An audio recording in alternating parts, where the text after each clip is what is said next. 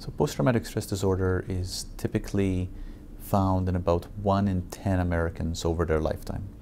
When people have been exposed to combat or war, the prevalence is about twice that. It depends a lot on the experience that people have had with war. So the best evidence we have from Iraq and Afghanistan suggests that about 1 in 5 of service members who are returning have had post-traumatic stress disorder at some point in their lifetime. We just published this Institute of Medicine report that really is a synthesis of what we know about the treatment of PTSD in the Department of Defense and in the Veterans Administration.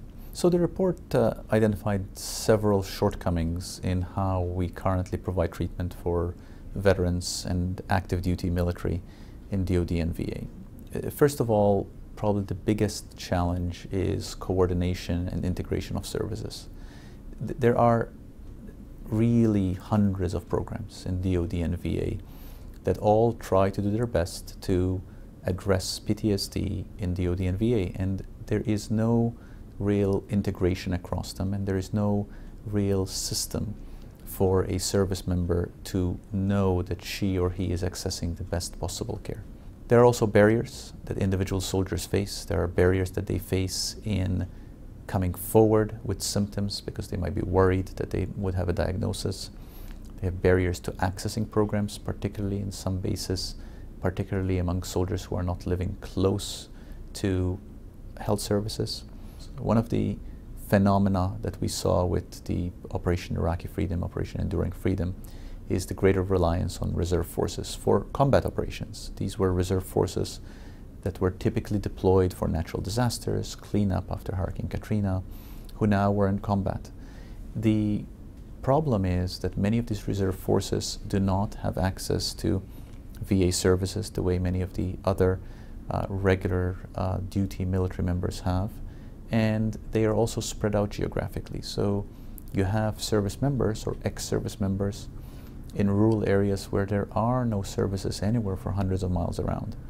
And this is a big challenge, and it's a challenge that has no real easy solution. There has been discussion, and the report mentions this, of using more telemedicine and using more innovative ways to reach people who are really far away from services. And I think it is a challenge that the military broadly will be grappling with in the coming years. I think the good news is that there is tremendous willingness at the highest levels in DoD and VA to provide the best possible care for PTSD for service members. The Department of Defense and Veterans Administration are running these large complex systems, and it is hard to get complex systems to adapt, to introduce new innovative programs, and to do it with fidelity to the evidence. And I have deep respect for the efforts of the people who are trying to do that. There is no question that we are going to have, as a country, an influx of veterans, and a proportion of them, a substantial proportion, will have health needs, be they mental health needs or physical health needs.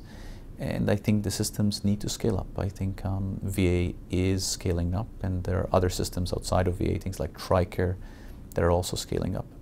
I think a equally interesting question is our societal scale up and how we deal with an influx of young men and women, principally men, who are eager to reintegrate in society and who have had this extraordinary, in many respects, very difficult experience overseas. And speaking from a university standpoint, I think a number of them will want to go to university, and creating these welcoming spaces in our society for these service members is going to be, I think, critical.